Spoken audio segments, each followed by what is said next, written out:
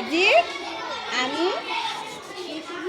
মানে early child care এডুকেশ্যনৰ ওপৰত মই কেতিয়াবা শিশুবিলাকক স্বাস্থ্যৰ ওপৰত অভিভাৱিকাসকলক কওঁ আৰু আজি মই তোমালোকক আমি কেনেকৈ সৃষ্টি কৰি বস্তু বনাব পাৰোঁ তাৰ ওপৰত তোমালোকক ক'ম। তোমালোককো বনাবলৈ দিম মই, আৰু ময়ো নিজে এটা ঘৰ বনাই আনিছোঁ। এয়া তোমালোকে দেখিছা, এইটো ঘৰ, আৰু তোমালোকে বনাবৰ কাৰণেও মই ইয়াত ঘৰ আনিছোঁ, বস্তু আনিছোঁ, তোমালোকে বনাবা। এতিয়া আমাৰ কোন কোনে কি কি কাম কৰে সেই বিষয়ে আমি জানিম। এতিয়া আমি যে ভাত খাওঁ, আমি এই যে ভাত খাওঁ, ভাত ক'ৰ পৰা হয়? ধানৰ পৰা হয়, হয়নে নহয়? এই ধান কোনে কৰে খেতি? যে খেতি কৰে তেওঁলোকক কি বুলি কয়? খেতিয়ক। ধান খেতি কৰা মানুহক কি বুলি কয়? খেতিয়ক। ধান খেতিয়ে নহয়, যিকোনো খেতি কৰা, পাচলিৰ খেতিয়ে হওক বা অন্যান্য খেতিয়ে হওক, সেইবিলাকক খেতিয়ক বুলি কয়। আৰু বাগানত যে পাত ছিঙে তেওঁলোকক কি বুলি কয়? চাহ শ্ৰমিক। আৰু তেওঁলোকে চাহ শ্ৰমিকসকলে কৰে বাগানৰ পৰা নিজকে পাত ছিঙে, তাৰ ফলত আমি চাহপাত খাব, চাহ খাওঁ, হয়নে নহয়? তোমালোকে চাহ গছ দেখিছা নহয়? অঁ, তাৰপিছতে আমাৰ যে কাপোৰ চিলাই, তোমালোকে যে পিন্ধিছা পেণ্ট চোলা, এইবিলাক কোনে চিলায়? দৰ্জীয়ে। তেওঁলোকক কি বুলি কয়? দৰ্জীয়ে। তেওঁলোকেও সৃষ্টি কৰিছে, এনেকৈ কৰি আমি ফৰক চিলাম, এনেকৈ কৰি পেণ্ট চিলাম, চাৰ্ট চিলাম, হয়নে নহয়? তাৰপিছত আমাৰ যে মাটিৰ বাচন বনায়, যিবোৰ কলহ, টেকেলি আৰু কিহত কি আছে চাওঁ, আমি যে দেৱালীত চাকি জ্বলাওঁ, দিয়া জ্বলাওঁ, সেইবিলাকক কোনে বনায়? কমাৰে। যিয়ে মাটিৰ বাচন বনায় তেওঁলোকক কি বুলি কয়? কমাৰ। আৰু আমাৰ যে দা, কুঠাৰ, কটাৰী, এইবিলাক যে আমি কাম কৰোঁ, এই লোহা বস্তু বনোৱাসকলক কি বুলি কয়? কুমাৰ।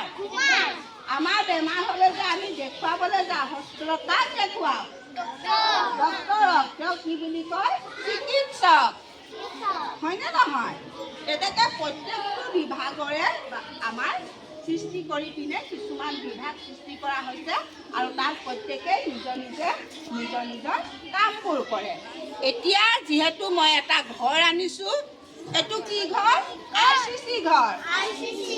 ঘৰ কেইবা প্ৰকাৰো আছে, আছাম টাইপ আছে, RCC আছে, বাঁহৰ ঘৰ আছে, চাংঘৰ আছে, হয়নে নহয়? এই ঘৰবোৰ বনাবলৈ আমাক কি কি লাগে? RCC ঘৰ বনাবলৈ ইটা, বালি, ইটি, চিমেণ্ট, লোহা, এইবিলাক হ'লেহে আমি RCC ঘৰ বনাব পাৰিম, হয়নে নহয়? এতিয়া আমি আৰু এই ঘৰ যে বনোৱা এইবিলাকৰ ওপৰত আমি এটা ভংগীমাৰ গীত গাম দেই। তোমালোক সকলোৱে মোৰ লগতে গাবা। কোৱা, ঘৰবোৰ হেনো সাজে মিস্ত্ৰীয়ে, আৰু সাজে মেচ চকী, কোনে বাৰু সাজে ধুনীয়া কাক, দিয়ে তাক তৰা বাচি। আকাশখনো কোনোবাই স্বজন কৰিছে, হয়নে নহয়? এতিয়া চোৱা, দিনত ধুনীয়াকৈ বেলি ওলাইছে, ৰাতি জোনবাই ওলাই, তৰা ওলাই, দেখিবলৈ ধুনীয়া লাগেনে নাই? সৰু সৰু যে ফুল ফুলি আছে আকাশখনত, তেনেকুৱা লাগেনে নাই? অঁ, আকৌ গাবা দেই। ঘৰবোৰ হেনো সাজে মিস্ত্ৰীয়ে, আৰু সাজে মেচ চকী। মেচ চকী যে আমি বেঞ্চ ডেস্কত বহোঁ বা টেবুলত বহি আমি লিখোঁ, সেইবিলাকো মিস্ত্ৰীয়ে বনায় দেই। অঁ, কাৰণ সেইবিলাকক কাঠ মিস্ত্ৰী বুলি কয়। কোৱা, ঘৰবোৰ হেনো সাজে মিস্ত্ৰীয়ে, আৰু সাজে মেচ চকী, কোনে বাৰু সাজে ধুনীয়া কাক, দিয়ে তাক তৰা বাচি। মোৰ চোলাবোৰ বজাৰৰ পৰা, এনেকৈ কোৱা, মোৰ চোলাবোৰ বজাৰৰ পৰা আনি দিয়ে দেউতাই, ফুলবোৰ বাৰু ৰঙা নীলা, চোলাবোৰ ক'ত পায় আকাশ বলভূতা খনিকৰ জনক আকাশখন বহিছে আৰু সেইজনকে যিয়ে বস্তুবোৰ বনায় সেই মিস্ত্ৰীবিলাকক খনিকৰ বুলি কয় দেই কেতিয়াবা পালে সুধিম ইমান ধুনীয়া ফুলৰ চোলা